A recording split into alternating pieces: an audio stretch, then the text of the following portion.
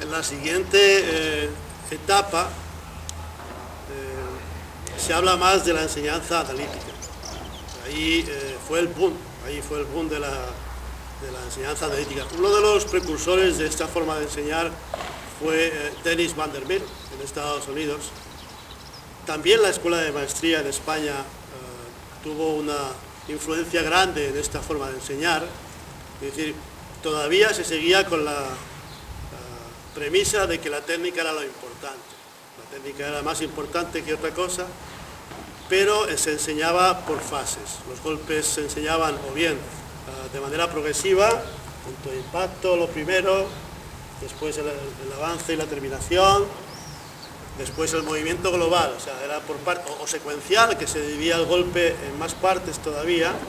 De hecho, el estándar método de Dennis Van der Meer, que fue copiado en muchos países, porque él viajaba por muchos países, y en cada país pues había siempre un representante de esa forma de enseñar, y era un método a nivel de estrategia analítico progresivo, ¿no?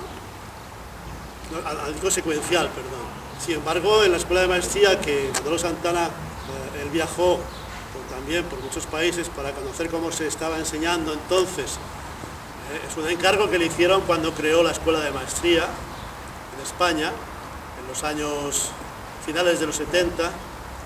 Ahí creó un método y con ese método se hicieron muchos cursos de monitor, el método de enseñanza. Es cierto que en esa etapa muchos monitores enseñaban de manera analítica por este método de maestría, pero también es cierto que no todos lo hacían, porque realmente los profesores que tenían un poco de experiencia rechazaban un único método. No seguían todos los pasos del método, sino que utilizaban algunas partes de ese método para su enseñanza, por supuesto, dependiendo del tipo de alumno, ¿no? O sea que esa estrategia sí es verdad que marcó una época.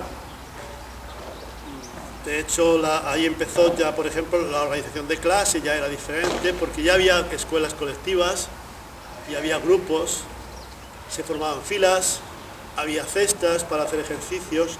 Se abusó un poco de esta forma también, de la cesta y de las filas, haciendo las clases más aburridas, más monótonas.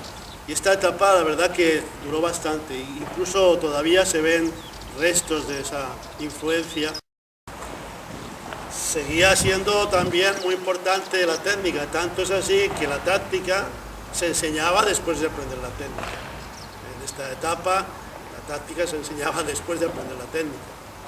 Ya he dicho que había instrucción directa, o sea, se explicaba, se demostraba los ejercicios, las fases de los ejercicios, porque en este caso se partía en fases el golpe. Se hacía la práctica, que era con cestas, filas, y se corregía si era necesario. Si se corregía poco, es que se había explicado bien, se había demostrado bien. Si se corregía mucho, pues se caía en lo que yo llamo clase incongruente.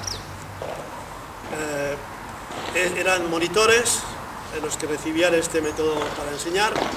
Por lo tanto, había clases que no eran demasiado buenas porque un monitor no tenía la experiencia suficiente para enseñar todos los niveles.